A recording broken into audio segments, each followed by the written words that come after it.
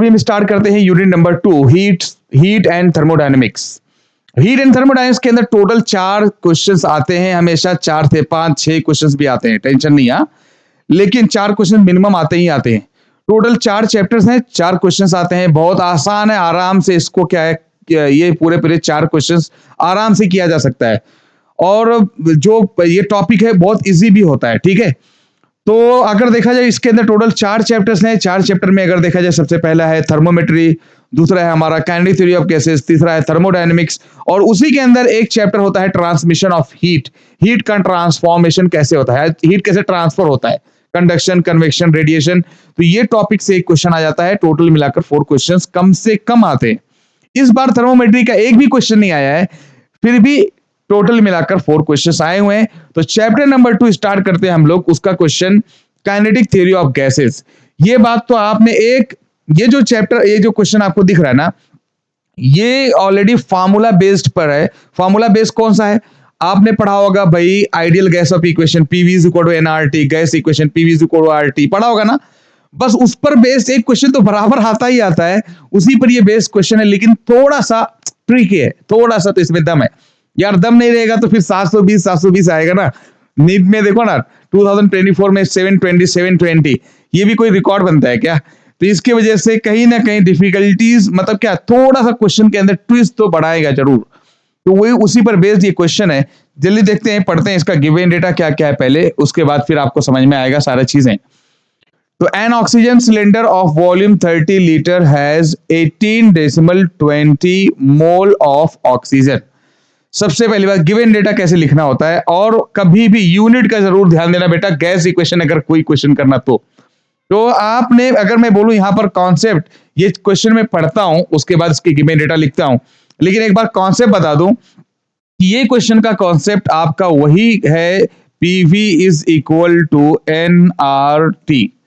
याद रखना, हमेशा प्रेशर चाहिए न्यूटन पर मीटर स्क्वायर में, वॉल्यूम चाहिए हमेशा मीटर क्यूब में, एन तो मेरा रहेगा मोल, आर रहेगा हमेशा क्या, किलो जूल पर क्या, किलोग्राम केल्विन हमेशा, ठीक है, kilo joule per kilogram kelvin. T हमेशा रहेगा क्या, केल्विन के अंदर।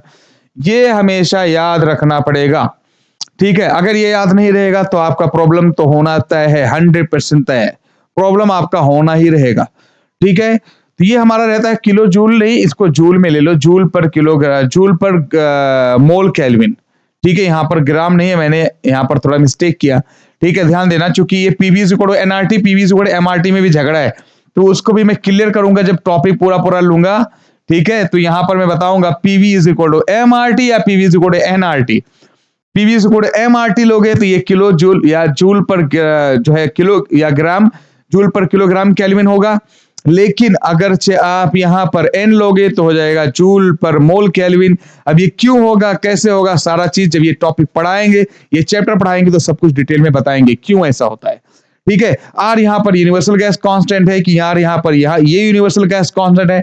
गैस कांस्टेंट दो तरीके से होते हैं, यूनिवर्सल गैस कांस्टेंट, आपका gas constant, universal gas constant तो फिक्स होता है, और गैस कांस्टेंट तो हर एक गैस की अलग अलग होती है। तो वही चीज यहां पर टॉपिक है, उसी के बारे में डिस्कस करेंगे। लेकिन अभी फिलहाल मैं बता रहा हूं जूल पर मोल केल्विन, ठीक है। तो जूल पर मोल केल्विन दिमाग में रखो अभी के लिए, लेकिन आपको कहीं ना कहीं अच्छे से इसको याद रखना पड़ेगा, ठीक है। तो अब यहां पर हमें देखना है कि PV is equal to NRT, तो चलो मोल तो मिल गया, ये जूल पर मोल केल्विन हो गया। ये हमारा के क्या रहेगा, ये जो के रहेगा ये हमेशा किस में रहेगा, केल्विन में रहेगा, ठीक है। सॉरी, जो टेम्परेचर रहेगा हमेशा केल्विन में रहेगा।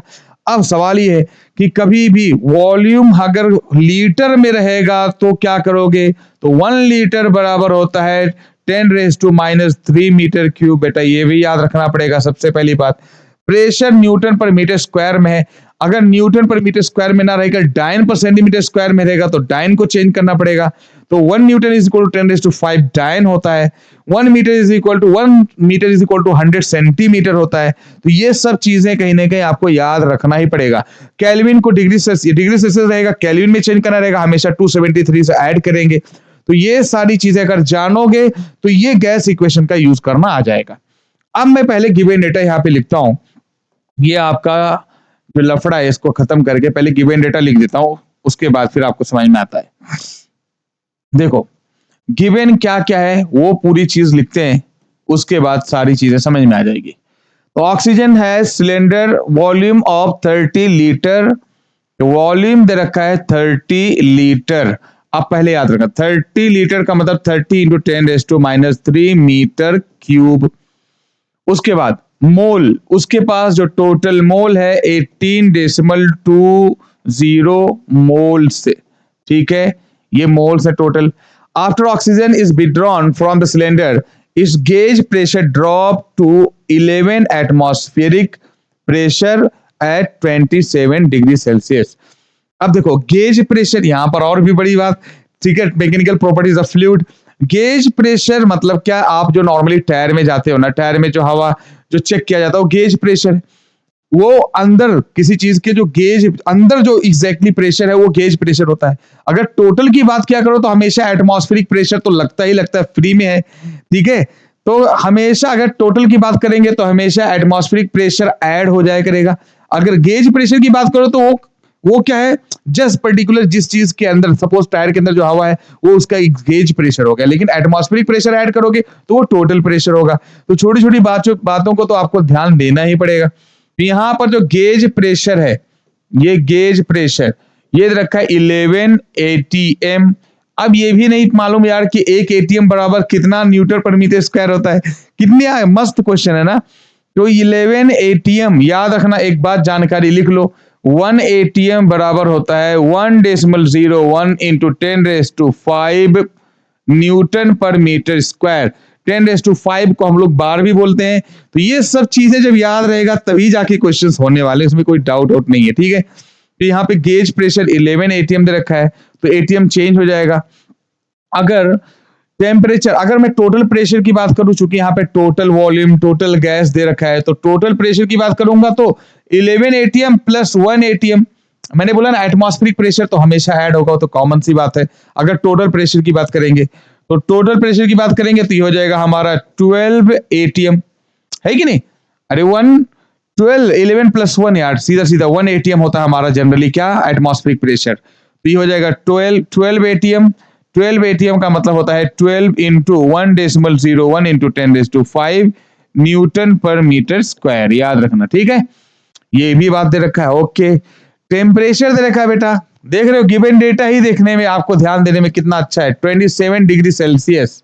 अब केल्विन में चेंज करने के लिए 27 प्लस 273 डिग्री सेल्सियस करोगे, ये हो जाएगा 300 केल्विन। याद रखना, यही तो बातें सब है जो याद रखना पड़ेगा, तो फिर मजा आएगा, है कि नहीं, क्वेश्चन में कुछ दम तो रहेगा नहीं। उसके बाद फिर आपका जो आर दे रखा है, वो आर भी दे रखा है, लो भाई स्पेशल चीज दे रखा है, R is equal to 100 divide by 12 joule पर मोल केल्विन। क्या दे रखा है भाई, जूल पर मोल केल्विन, ठीक है, ये भी दे रखा है। इतना तो डेटा दे रखा है। अभी क्या, अच्छा इसने दे रखा है 1 ATM इज इक्वल टू 101, ये तो ऑलरेडी मैंने बता दिया भाई, दे रखा है, अच्छी बात है।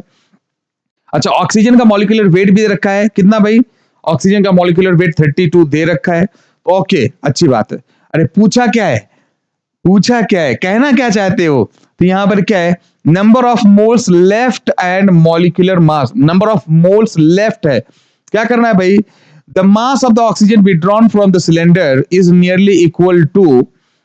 अब बता रहा है कि बताओ कि कहीं ऑक्सीजन सिलेंडर है 30 लीटर का है, उसके अंदर टोटल मोल्स 20, उसके अंदर इतने मोल्स है total. After some oxygen is withdrawn from the cylinder, जब उसके अंदर कुछ एक गैस सिलेंडर है, पूरा उसके अंदर गैस भरा हुआ है, जब उसके अंदर गैस थोड़ा निकालेंगे तो उसका एटमॉस्फेरिक, उसका प्रेशर जो होगा वो कम होगा, ऑब्वियस सी बात है ना, ज्यादा गैस रहेगी तो ज्यादा प्रेशर रहेगा, प्रेशर जब गैस रिलीज करेंगे तो प्रेशर डाउन होगा, प्रेशर डाउन होगा। तो पहले जब फुल था तो टोटल मोल दे रखा है, टोटल वॉल्यूम दे रखा है, सब कुछ, लेकिन जब वहां पर बोल रहा है जब विड्रॉ करेंगे ऑक्सीजन को, जब प्रेशर इतना हो जाएगा तो उस वक्त मोल कितना लेफ्ट होगा, number of mole left and molecular mass दे रखा है। तो नंबर ऑफ मोल्स कितने ग्राम होंगे, यहां पर ग्राम में दे रखा है, तो number of moles left and molecular मास इतना दे रखा है। अब आपको दे रखा है नंबर ऑफ मोल पहले बताना पड़ेगा कि लेफ्ट कितने होंगे। तो टोटल मोल दे रखा है, तो इससे पता चल जाएगा कि भाई टोटल इस सिचुएशन में जब विड्रॉ कर रहे हैं गैस, तो टोटल हमारे पास जो है मोल कितने हैं उस वक्त जो यूज हो रहे हैं। अब जो टोटल मोल रहेंगे उसमें से जो हम लोग हमारे पास जो मोल आएगा उसको माइनस कर देंगे। जो मोल माइनस करने पर आएगा वो मोल हमारा रियल में क्या होगा, जो जो है हमारा ये मोल लेफ्ट होगा उसका हो जाएगा number the mass of the oxygen withdrawn from the cylinder. Mass of the oxygen withdrawn from the cylinder, तो मास ऑफ द ऑक्सीजन आपको बताना है कि कितना सिलेंडर से विड्रॉ होगा कि इतना एटमॉस्फेरिक प्रेशर आ जाए। ठीक है, क्वेश्चन थोड़ा सा अच्छे से पढ़ा करो। तो यहां पर क्या है, जब ऑक्सीजन से जब सिलेंडर से ऑक्सीजन निकालेंगे तो जो मास है हमारा वो कितना जो है विड्रॉ होगा ऑक्सीजन का, समझ रहे हो ना। मोल में पहले देखो, क्योंकि मोल का मॉलिक्यूलर वेट और मास से कहीं ना कहीं कोई रिलेशन है कि नहीं। हाँ रिलेशन है, आपने पढ़ा होगा बचपन से, N is equal to mass divide by molecular weight. ये पढ़े हो कि नहीं पढ़े, जरा बताओ। Number of mole is equal to mass divide by molecular weight. तो अगर मैं मोल निकाल लूं इस सिचुएशन का, कितना मोल हमारे पास है, तो कहीं ना कहीं मास हमें मिल जाएगा मोल इंटू मॉलिक्यूलर वेट से। मॉलिक्यूलर वेट ऑक्सीजन का दे रखा है, तो आपसे मास पूछ रहा है, तो पहले मॉलिक्यूलर वेट, पहले मोल तो निकालो, क्योंकि ये जो मोल दे रखा है वो टोटल का दे रखा है। जब विड्रॉ करेंगे तो मोल कितना बचेगा, तो वो पहले चेक करते हैं। ठीक है, तो ये सारा गिवन डेटा है और इसको नए पेज में ओपन करके यही सब वैल्यू रखते हैं। ओके, फिर आपको समझ में आएगा। तो नया पेज मैंने ओपन कर लिया। अब यहां पर क्या क्या दे रखा है जल्दी बताओ। PV is equal to NRT. ठीक है, प्रेशर कितना दे रखा है बेटा, 12 इंटू 1.01 इंटू 10⁵ बताओ, वहां पे चेक करो। वॉल्यूम कितना दे रखा है, वॉल्यूम कितना दे रखा है, टोटल वॉल्यूम जो हमारा दे रखा है वो दे रखा है, एक बार देख लो, 30 इंटू 10⁻³ मीटर क्यूब होगा। मैंने बोला 1 litre is equal to 10⁻³ metre cube. Okay, is equal to N, number of mole तो मालूम है ना, कितना मालूम है, एन हमें जो मालूम है वो एन जो दे रखा है वो एन आपके पास टोटल दे रखा है। जब विड्रॉ कर रहे हैं, जो प्रेशर, जो विड्रॉ के वक्त कितना मोल आया ये देखना है ना, तो वो विड्रॉ के वक्त ये मोल तो हमें निकालना पड़ेगा, तभी टोटल में से ये मोल निकल जाएगा तो काम हो जाएगा। आर कितना दे रखा है बेटा, आर दे रखा है 10 डिवाइड बाई 100 डिवाइड बाई 12 ना। आर कितना दे रखा है 100 डिवाइड बाई 12। ठीक है, रख दिया 100 डिवाइड बाई 12। एक बार चेक कर लो, 100 डिवाइड बाई 12 रख दिया। टेम्परेचर दे रखा है 300 केल्विन। पहले मोल यहां पर इस सिचुएशन से निकाल लेंगे, मोल निकालने के बाद सारा काम हो सकता है। अब एक काम करो, कैसे कट करेंगे सर, ये भी एक बड़ा टास्क है। कोई बड़ी बात नहीं, ये सब कंपटीशन के क्वेश्चन से मतलब बहुत आसानी से कट होंगे। देखो पहले बता रहा हूं कैसे करना होगा, जुगाड़, या बोल रहा हूं ना बार बार, स्मार्ट तरीके से काम करोगे तो काम होगा, नहीं तो फिर झेलोगे, तो झेलोगे तो फिर बोलोगे।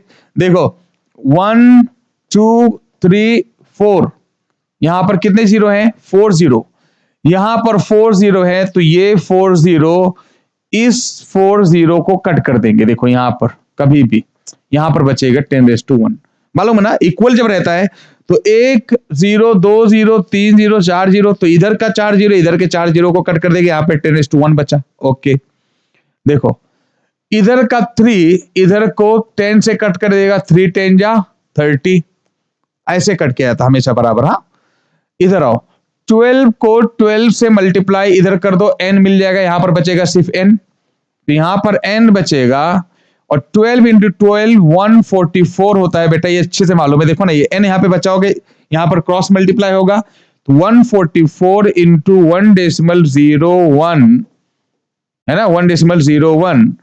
उसके बाद यहां पर बचा हुआ है 10, देखो यहां पर बचा है 10, यहां पर बचा है 10, तो 1 0 2 0, तो यहां पर 2 0 कटेगा, -1 बचेगा, तो 10⁻⁻1 बचेगा। अरे यार 1 0 1 0, तो मतलब 100 था, यहां पर 10⁻² था, 10⁻³ तो -1 तो बचा हुआ है, 10⁻1 यहां पर बचा हुआ है। तो ये अगर मल्टीप्लाई करो तो कितना हो जाता है यार, 14.4 है कि नहीं।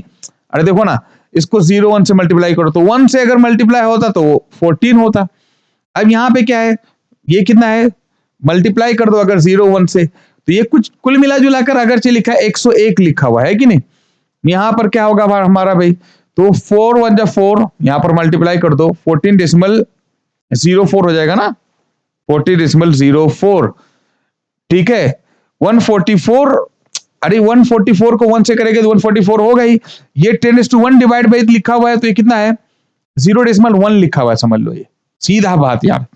डिवाइड बाई 10, कोई नंबर डिवाइड बाई 10 होता है, ज्यादा नोटिंग करने की जरूरत ही नहीं। कोई नंबर 1.01 डिवाइड बाई 10 तो हो जाएगा 0.1।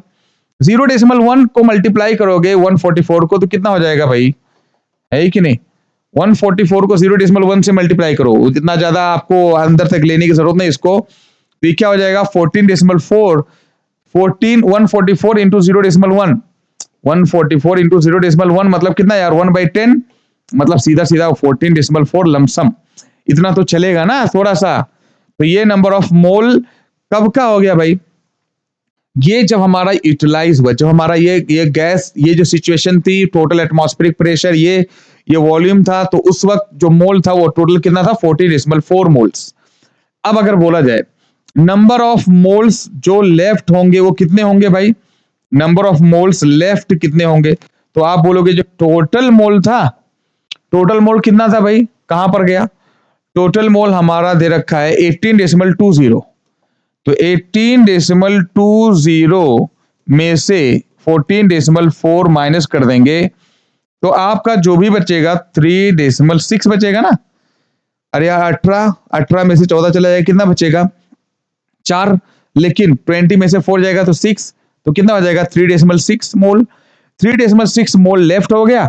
अब आपको बताना है कि ये मास कितना वहां पर विड्रॉ हुआ है ना, तो इतना ही मोल तो लेफ्ट हुआ। टोटल हमारा 18.20 था, हमारा जो मोल आया कैलकुलेट करने पर कितना है 14.4, तो रियल में हमारे पास जो टोटल मोल बचा वो कितना है 3.6, तो उसी को हमें चेंज करना है, किसमें, मास में चेंज करना है। यही जो हमारा आता है इसको मास में चेंज करना है, तो mass n is equal to mass divide by molecular weight, बस mass divide by molecular weight, तो मास कितना हो जाएगा यही मल्टीप्लाई कर दो, मास हो जाएगा n इंटू मॉलिक्यूलर वेट, क्या हो जाएगा n into molecular weight, n कितना है 3.6, मॉलिक्यूलर वेट कितना है भाई 32, अरे देखो ना 32 यहाँ पे ऑलरेडी दे रखा है, मॉलिक्यूलर वेट ऑफ ऑक्सीजन 32, तो हमारा आएगा कितना, ये आ जाएगा मल्टीप्लाई कर लो 6, कितना आ जाएगा ये जो भी आएगा। अच्छा एक बात और, जो भी ये सब आएगा ये हमेशा ग्राम में आता है, याद रखना, ये जो हमेशा होता है मास मोल इंटू मॉलिक्यूलर वेट हमेशा ग्राम में आता है, जितना भी आएगा ये हमारा ग्राम में आएगा। चलो कैलकुलेटर करके देख लेते हैं भाई, इंटू 32, कुछ नहीं, 2 6 12 एंड 2 3 6, 7 हो जाएगा, 3 6 18 एंड 3 3 9 और एक 10, क्लियर हुआ, यहाँ पे 9 एक 10 हो जाएगा, 9 1 3 9, यहाँ पे क्या हो जाएगा 2 और 8 7 15, और यहाँ पे कितना हो जाएगा 10 और 1 कितना हो जाएगा 11 11 52, लेकिन यहाँ पे एक डेसिमल था तो 115.2 आ जाएगा, समझिए कि नहीं, 11.52 हो जाएगा। अरे पूरा मैंने पहले मल्टीप्लाई कर लिया, बाद में डेसिमल था ना, तो डेसिमल को क्या कर दिया मैंने, लगा दिया एक डेसिमल के बाद, 115.2 आया आपका आया ग्राम, सॉरी हाँ ये ग्राम आया, और आपको चाहिए आंसर किसमें, किलोग्राम में, तो 1000 से डिवाइड करोगे, 1000 से डिवाइड करोगे तो 0.115 या थोड़ा सा कम ज्यादा इसी के रेंज में रहेगा, 0.115 116 ऐसे करके आ सकता है। ये जो आएगा हमारा वो केजी में आएगा, यहाँ पे ऑप्शन देख लो कौन सा है, तो 0.11 तो 1112 है, यहाँ पर 11 है, यहाँ पर 116, तो 115 116 लगभग यही कहे, कौन सा है हमारा आंसर, यही आंसर रहेगा। ठीक है, तो क्वेश्चन बहुत अच्छा है, गैस इक्वेशन आपका उसी गैस इक्वेशन पर ही है, लेकिन पूरा कॉन्सेप्ट बहुत ज्यादा क्लियर होना चाहिए, तभी जाके ये क्वेश्चन होगा, नहीं तो नहीं होने वाला। ठीक है, उसके बाद स्टार्ट करते हैं हम क्वेश्चन नंबर 2, चैप्टर नंबर 2, ये हमारा थर्मोडायनेमिक्स। अगर देखा जाए तो ये जो क्वेश्चन आपके सामने है ये बहुत कॉमन क्वेश्चन है, और ये बहुत डिफरेंट तरीके से आ सकता है, मतलब कुछ खास एक ही मेथड से नहीं, कई तरीके से यही क्वेश्चन, सेम क्वेश्चन को पूछा गया है ऑलरेडी, और इसमें भी वही सेम देखो चीजों को घुमा दिया है और बहुत कॉमन है। जस्ट 1 मिनट से कम में ये क्वेश्चन सच में हो जाएगा, ठीक है। उसके लिए एक जनरल फॉर्मूला बताऊंगा और कैसे प्रूव है सारा चीज तो मैंने डिटेल में लेक्चर जब लूंगा थर्मोडायनेमिक्स तो पूरा मिक्सचर का एक टॉपिक लूंगा, उसमें पूरा डिटेल में बताऊंगा, प्रूव करके दिखाऊंगा। यहां पर बहुत ज्यादा इसमें टाइम पास करने की जरूरत नहीं है। पहले मैं थोड़ा चीज क्लियर कर दूं कि ये क्वेश्चन बोलना क्या चाहता है, ठीक है। तो अ कंटेनर हैज 2 चैम्बर्स, तो पहले इसका कॉन्सेप्ट हम लोग क्या करते हैं, लिखने की कोशिश करते हैं, ठीक। क्योंकि हमें तो क्या करना है, पूरा पूरा डिटेल में बताने की कोशिश करना है। तो अ कंटेनर हैज 2 चैम्बर्स, तो अगर मान लो एक कंटेनर है और उसके अंदर 2 चैम्बर है, समझे ना, चैम्बर 1 और 2, ये चैम्बर का नाम है 1, ये चैम्बर का नाम है 2। ओके, अब क्या बोल रहा है, अलग अलग वॉल्यूम है, वॉल्यूम 1 वॉल्यूम 2, चलो ठीक है भाई, चैम्बर थोड़ा बंटवारा बराबर नहीं हुआ है, कहीं एक ज्यादा है और एक थोड़ा कम है, ठीक है। तो अलग अलग वॉल्यूम इसके अंदर क्या रखा हुआ है, कुछ तो रखा हुआ है, गैस रखा हुआ है, ठीक है। उसके बाद क्या बोल रहा है, थर्मल इंसुलेटर, मतलब पूरा पूरा ये अच्छे से क्या कर दिया गया है, पूरा इंसुलेट किया हुआ, हीट कहीं इधर उधर जा नहीं पाएगी, पूरा पैक्ड है, ठीक है। अब इसके अंदर होता क्या है, the chamber contains N1 N2, N1 के अंदर अलग मोल दे रखा है, गैसेस हो गया या कुछ भी हो, N2 के अंदर अलग मोल दे रखा है। उसके बाद पूछ रहा है प्रेशर P1 एक अलग दे रखा है, प्रेशर P2 अलग दे रखा है, 2 अलग अलग चैम्बर है जिनका प्रेशर अलग अलग दे रखा है, ठीक है। अब क्या बोल रहा है, when the partition is removed, when the partition is removed, ये अब पार्टीशन रही नहीं गया, ये पार्टीशन गया, अभी ये पार्टीशन अभी गया। अब जब ये पार्टीशन हटा दोगे तो कहीं ना कहीं सारी की सारी गैसेस आपस में एक दूसरे के पास आ जाएंगी, सारी गैसेस एक दूसरे के पास आ जाएंगी। तो ये जो गैसेस आपस में एक दूसरे के पास आएंगी तो उस वक्त कहीं ना कहीं उनका मिक्सचर का प्रेशर पूछ सकता है, उस वक्त कहीं ना कहीं CP specific heat at constant pressure का मिक्सचर पूछ सकता है, उस वक्त आपका सीवी मिक्सचर का पूछ सकता है, उस वक्त आपका एन मिक्सचर का पूछ सकता है, क्या नंबर ऑफ मोल मिक्सचर का क्या होगा, उस वक्त आपसे टेम्परेचर मिक्सचर का पूछ सकता है, मतलब बहुत कुछ पूछ सकता है। अब इसने क्या पूछा हुआ है भाई, जाहिर सी बात है जब गैसेस आपस में मिलेंगी तो सारे के सारे कहीं ना कहीं क्या होगा, एक कॉमन प्रेशर एक कॉमन टेम्परेचर पे आ जाएंगे कि नहीं आ जाएंगे। तो यहां पर पूछ रहा है जब ये पार्टीशन हटाओगे तो इक्विलिब्रियम प्रेशर क्या होगा, मतलब मिक्सचर प्रेशर का जो प्रेशर होगा वो मिक्सचर का प्रेशर क्या होगा। तो एक ही जैसा बार बार एक ही फॉर्मूला इस्तेमाल करते हैं। मान लो यहां पर हालांकि यूज क्या करते हैं, मैं कॉन्सेप्ट थोड़ा सा क्लियर करूं कि काइनेटिक एनर्जी अगर टोटल देखा जाए तो काइनेटिक एनर्जी 1 पहले मिक्सचर का और काइनेटिक एनर्जी 2 दूसरे मिक्सचर का। काइनेटिक एनर्जी बेटा, ये kinetic theory of gases thermodynamics के अंदर लिखा हुआ है, लेकिन काइनेटिक थ्योरी ऑफ गैसेस का क्वेश्चन है। Kinetic theory of gases 3/2 RT, नाम सुने होगे कि नहीं सुने होगे, 3/2 RT 3/2 PV का नाम सुने कि नहीं सुने। तो RT भी इस्तेमाल कर सकते हो, PV इस्तेमाल कर सकते हो, आपकी मर्जी है, याद रखना 3/2 PV यहां पर भी हो जाएगा 3/2 PV, ठीक है। ये 1 सिचुएशन, ये 1 सिचुएशन, ये 2 सिचुएशन, और यहां क्या हो जाएगा 3/2 और प्रेशर मिक्सचर का और वॉल्यूम मिक्सचर का, है कि नहीं, बात समझे कि नहीं।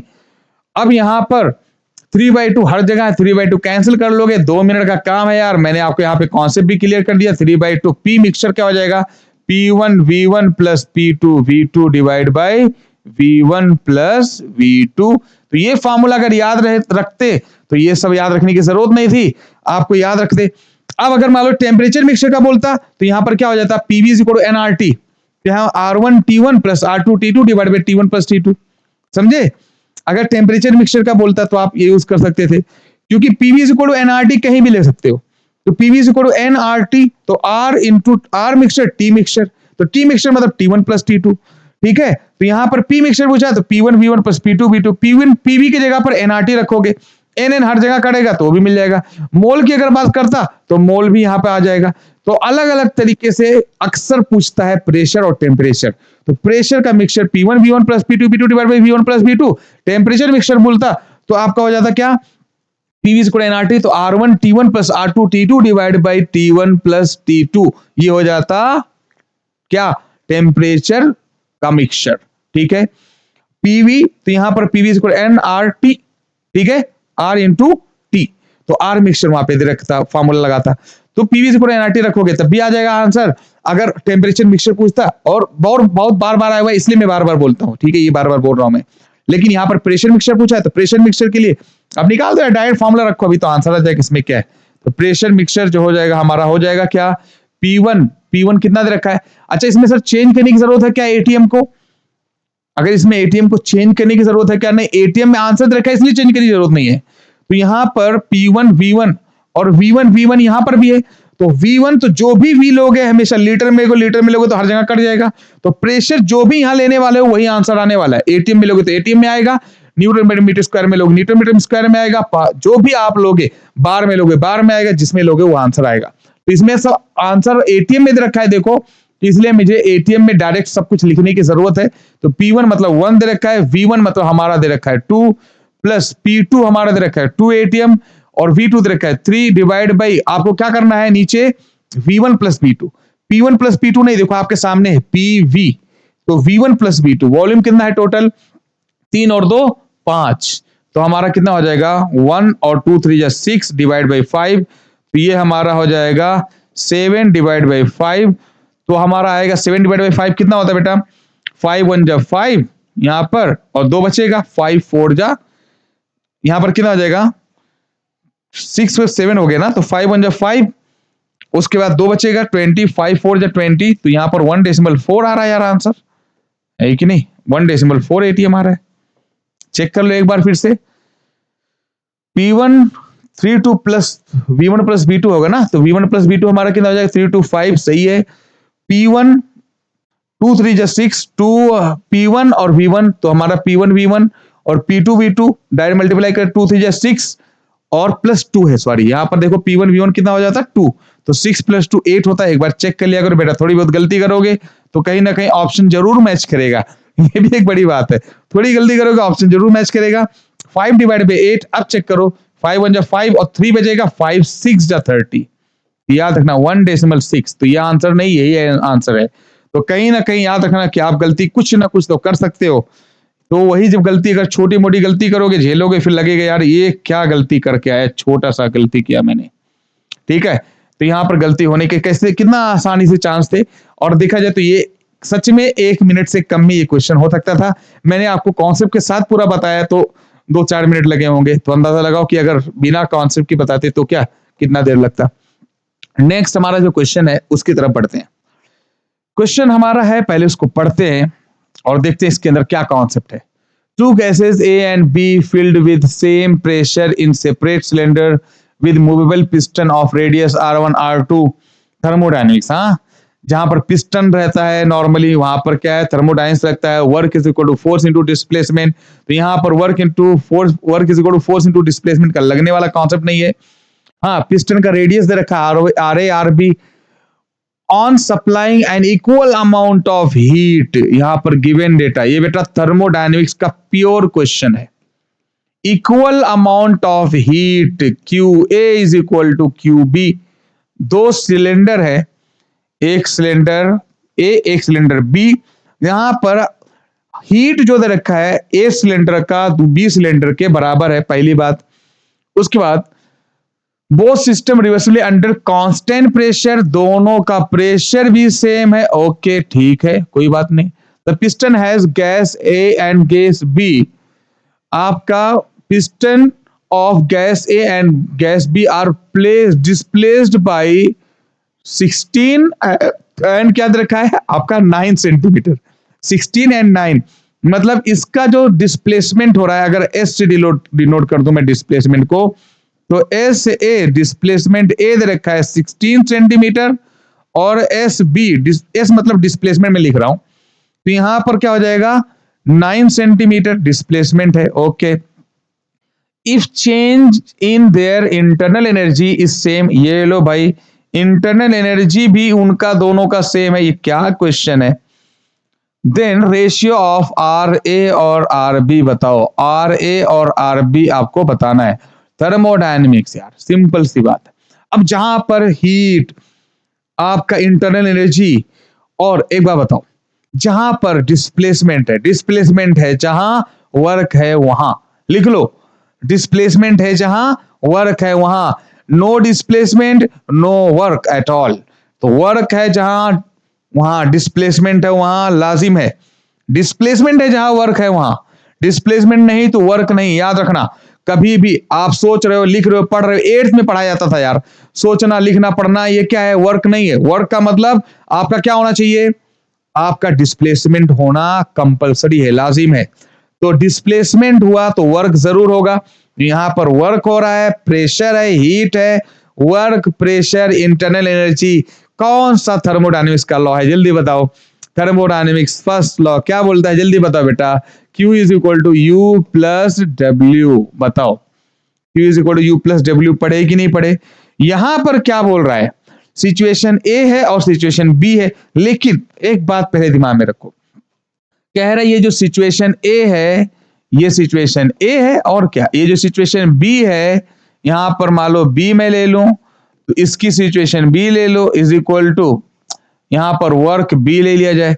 अब बोल क्या रहा है, बोल रहा है हीट दोनों का सेम है, तो QA बराबर QB, तो 1 बराबर 2। तो आप बताओ left is equal to same, तो राइट भी सेम, मतलब internal energy A plus work energy A is equal to internal energy B plus work energy B equal, ये भी इंटरनल एनर्जी भी सेम, वर्क बराबर होता है प्रेशर इनटू वॉल्यूम। तो A और B, तो यहां पर A और यहां पर वर्क बराबर होता है प्रेशर इनटू वॉल्यूम, तो प्रेशर B वॉल्यूम B। और भी खतरनाक बात, प्रेशर दोनों का सेम दे रखा है, प्रेशर भी दे सेम दे रखा है, कितना मजेदार क्वेश्चन है ना, एकदम हवा हवा ही है। प्रेशर भी दे सेम दे रखा है, तो आपका हो जाएगा volume A is equal to volume B। Volume बराबर होता है एरिया इनटू लेंथ, तो लेंथ मतलब एरिया इनटू डिस्प्लेसमेंट। ठीक है, वॉल्यूम बराबर क्या होता है, एरिया इनटू लेंथ, है ना। तो यहां पर एरिया इंटू लेंथ, यहां पर भी हो जाएगा एरिया इंटू लेंथ। तो लेंथ हमारा क्या होगा, ये ए की बात करो, और यहां पर हमारा क्या है, एरिया बी की बात करो, समझे कि नहीं। यहां पर ए हो रहा है, यहां पे बी हो रहा है, मैंने लिख दिया। अब बताओ यहां पे लेंथ को हम लोग कैसे डिनोट किया भाई, डिस्प्लेसमेंट को हमने डिनोट किया है बेटा, ये डिस्प्लेसमेंट को हमने डिनोट किया है, जिससे उसी को लेंगे। तो यहां पर डिस्प्लेसमेंट एरिया बी और यहां पर डिस्प्लेसमेंट बी, मैंने एस बी लिया है, ठीक है। और यहां पर ए हो जाएगा, यहां पर भी ए हो जाएगा, ओके। उसके बाद आपसे पूछा क्या है, आपसे कुछ नहीं पूछा है अभी, अभी तो बहुत कुछ दे रखा है। कह रहा है एस ए बराबर 16, एस बी बराबर 9, डिस्प्लेसमेंट ए बराबर 16। अच्छा, एरिया पिस्टन, पिस्टन कैसा होता है बेटा, आपको सबको मालूम है ना, पिस्टन इस तरीके से होता है। तो एरिया पिस्टन का क्या होता है, पाई आर स्क्वायर। तो एरिया हमारा क्या हो जाएगा, pi r A square into displacement of A कितना दे रखा है, जल्दी बताओ, 9 सेंटीमीटर, यहां पर मैंने 9 लिख दिया। उसके बाद एरिया हो जाएगा हमारा पाई आर बी स्क्वायर, और यहां पर एस बी कितना दे रखा है, जल्दी बताओ बेटा। एस बी दे रखा है, एस ए दे रखा है 16, एस बी दे रखा है 19, सॉरी एस ए दे रखा है, यहां पर सही रख दो वैल्यू, ठीक है। तो यहां पर एस ए दे रखा है 16 और एस बी दे रखा है 9, यहां पे जो दे रखा है मैंने वही लिखा है और कुछ नहीं, ठीक है। आंसर अभी ऑटोमेटिक आ जाएगा। अब आपसे पूछा क्या, R A divide by R B, तो मैं यहां पर ए ऐसे रहने दे रहा हूं, आर ए और आर बी को उधर नीचे ले आ रहा हूं, इसका स्क्वायर कर दिया, स्क्वायर है, ये हो जाएगा 9 डिवाइड बाई 16, ठीक है बेटा, ये 16 है। तो अब क्या होगा, R A divide by R B क्या हो जाएगा, तो नॉर्मल सी बात है, R A divide by R B हो जाएगा 3 डिवाइड बाई 4, 3 डिवाइड बाई 4। देखो कोई मैच कर रहा है क्या बेटा, ऑलरेडी मैच कर रहा है। अब बताओ कॉन्सेप्ट के साथ ये सारा चीज इसमें बताओ, जो बोल रहे हो कि थर्मोडायनामिक मतलब बहुत ज्यादा डिफिकल्ट पेपर आया था, अब बताओ ना, इसका जवाब दो, आप खुद जवाब दो। ये तो मैंने समझा कर लिख रहा हूं तो थोड़ा टाइम लगेगा, लेकिन रियल में अगर देखा जाए तो सच में 1 मिनट के अंदर ये क्वेश्चन हो जाएगा, क्योंकि जहां पर हीट, वर्क और इंटरनल एनर्जी आ जाए, समझ लो वहां पर हमेशा क्या होगा, थर्मोडायनेमिक्स फर्स्ट लॉ खत्म। तो फर्स्ट लॉ यहां पर लग गया। तो बढ़ते हैं हम लोग नेक्स्ट क्वेश्चन की तरफ। ये जो क्वेश्चन है हमारा ट्रांसमिशन ऑफ हीट, आप नॉर्मली कोई चैप्टर नहीं देखते होगे, ये चैप्टर के अंदर चैप्टर होता है, ठीक है। नॉर्मली अगर देखा जाए तो thermodynamics, KTG, kinetic theory of gases, उसके अंदर ही कहीं ना कहीं ये पोर्शन मिलता है। लेकिन कहीं ना कहीं ये इंपॉर्टेंट है, एक चैप्टर के बराबर है। हालांकि इसके अंदर बहुत सिंपल सा कहीं ना कहीं लॉजिक होता है। बार बार क्या काम करेगा, इस पर ट्रांजिशन टेम्परेचर देगा, कंडक्शन, कन्वेक्शन, हीट, रेडिएशन, ये सब टॉपिक है। तो ये जो चैप्टर है कहीं ना कहीं ट्रांसमिशन ऑफ हीट मतलब क्या, कि हीट का जो मोड्स होते हैं, ट्रांसफर होने के जो मोड्स होते हैं, हीट के ट्रांसफर होने के मोड्स कौन कौन से होते हैं, कंडक्शन, कन्वेक्शन, रेडिएशन। तो हीट सॉलिड से सॉलिड में जो ट्रांसफर होता है कंडक्शन बोलते हैं, किसी मीडियम की वजह से होता है तो कन्वेक्शन बोलते हैं। अगर जो सनलाइट या नॉर्मली लाइट की वजह से अगर हीट ट्रांसफर होता है एक जगह से दूसरी जगह तो उसको बोलते हैं हम लोग रेडिएशन।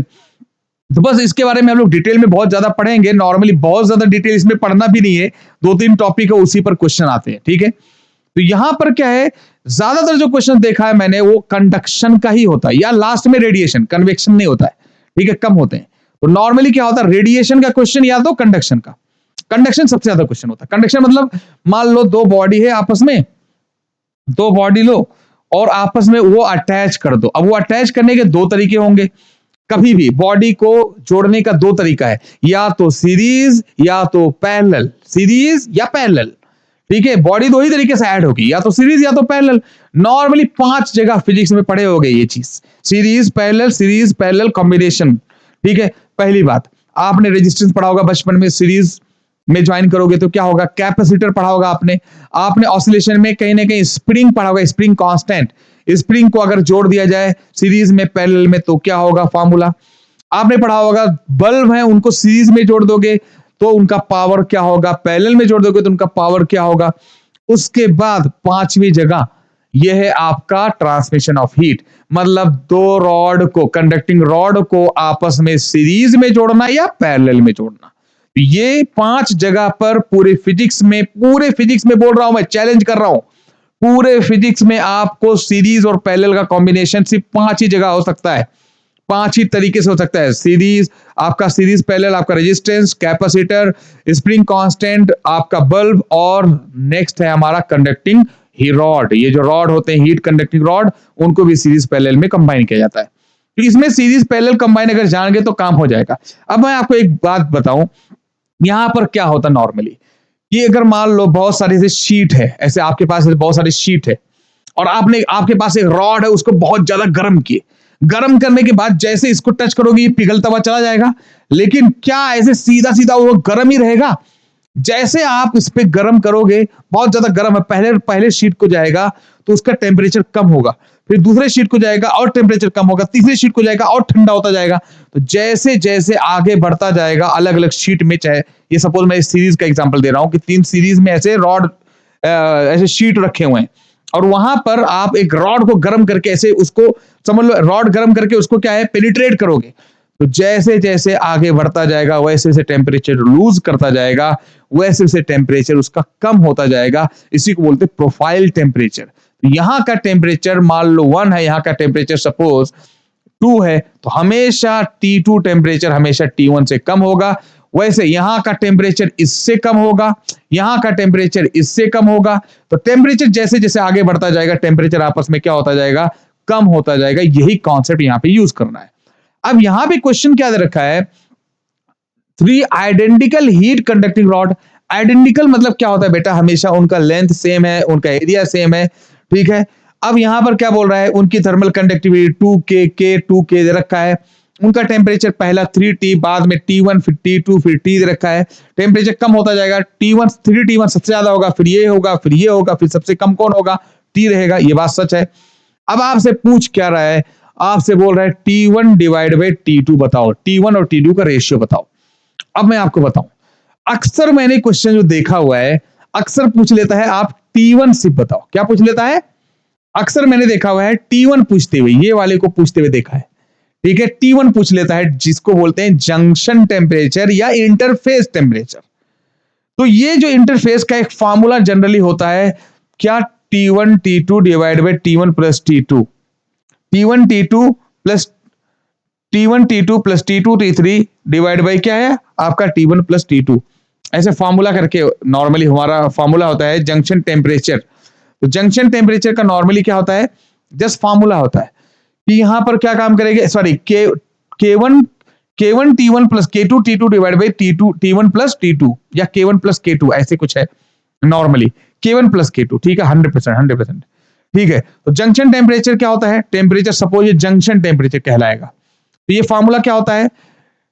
K1 मतलब 2K, K1 T1 मतलब आपका 3T, ये T1 है, ये अभी देखो ये बीच में है तो ये 2 कहलाएगा, ये 1 कहलाएगा और ये बीच वाला टेम्परेचर, तो बीच वाला टेम्परेचर होता है ये K और ये टेम्परेचर प्लस ये K और ये टेम्परेचर डिवाइड बाई दोनों K को जोड़ दो तो 2K प्लस K कितना हो जाएगा 3K।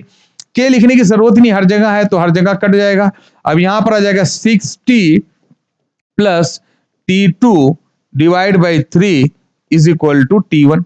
यहां पर हो जाएगा 3T1 is equal to 6T plus T2। अब अगर देखा जाए यहां पर क्या हो जाएगा 6T is equal to 3T1 minus T2। बेटा कोई डाउट है तो बता दो। 6T is equal to 3T1 minus T2। मैं क्या बता रहा हूं, मैं इसको 2-3 तरीके से क्वेश्चन बताऊंगा, टेंशन मत लो। मैं जस्ट ये बता रहा हूं कि बार बार क्वेश्चन कहां से आता है, ज्यादातर यहीं से आता है। अलग अलग टेम्परेचर दे रखा होता है, इसका टेम्परेचर गायब करता और पूछ लेता, तो डायरेक्ट फॉर्मूला होता है K1 T1 plus K2 T2 divide by T1 plus K1 plus K2। क्या है? K1 T1 plus K2 T2 divide by K1 plus K2। ये जो जंक्शन का टेम्परेचर होता है। मान लो इसकी बात करो, अगर T2 की बात करो, जानकारी के लिए बता रहा हूं, और उससे मेरा क्वेश्चन भी हो जाएगा एक तरीके से।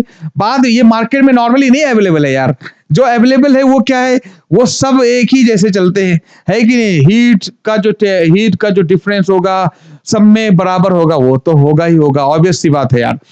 एक चीज जरूर है, अब मैं इसको डिटेल में जब पढ़ाऊंगा तो सब कुछ डिटेल में बताने वाला हूं कि कभी भी अगर सीरीज में ज्वाइन किया गया है बहुत सारे रॉड, किसी भी हालत में अगर देखा जाए तो हमेशा जो हीट होगा सीरीज में, वो हमेशा हीट क्या होगा, सारे के सारे हीट बराबर होंगे। मतलब यहां पर जो हीट जनरेट होगा इसके हीट के जनरेट के बराबर, इसके हीट के जनरेट के बराबर होगा।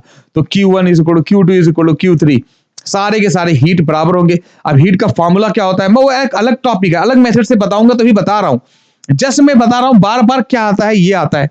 तो अब मैं बोलूं इसका एग्जाम्पल T2 क्या होगा। अब बेटा अगर मैं T2 की बात करूं तो आप बताओ क्या होगा। तो आप T2 अगर बोलोगे तो उसके लिए K1 क्या बना, K, और T1 क्या बना, आपका T1 ही है, ठीक है, प्लस K2 क्या बना 2K, और T2 क्या बना, T बना। देखो ना, अरे फॉर्मूला क्या होता है जंक्शन का, K1 T1 plus K2 T2। देखो K2 यहां पे 2K T2 divide by K1 plus K2, 2K plus K कितना हो जाएगा 3K। ये लो भाई, K के हर जगह कैंसिल आउट हो जाएगा, हटाओ, ये 3T2 हो जाएगा। देखो ना, ये 3 into T2 is equal to कितना हो जाएगा T1 minus T1 plus 2T। अब बताओ, यहां पर अभी मजाक मजाक में मैंने बताया जंक्शन ऐसे निकाला जाता है। अब इसी से अपना काम हो जाएगा, तो मैं पहले आंसर बता दे रहा हूं, ठीक है। लोग इसको बहुत बड़ा हवा बनाते हैं ना, और ये बहुत डिफिकल्ट है। मैं समझाना चाहता हूं कि आपको फॉर्मूला रटा है तब भी हो जाएगा, रेजिस्टेंस से हो जाएगा, आपका हीट से हो जाएगा, बहुत सारे तरीके से इस क्वेश्चन को किया जा सकता है। बहरहाल मैं क्या काम करूंगा, अभी मुझे T1 T2 चाहिए, तो मुझे T को एलिमिनेट करना पड़ेगा। यहां पर 60 है, तो मैं क्या काम करूं, इसको भी 60 से बनाने की कोशिश करूंगा।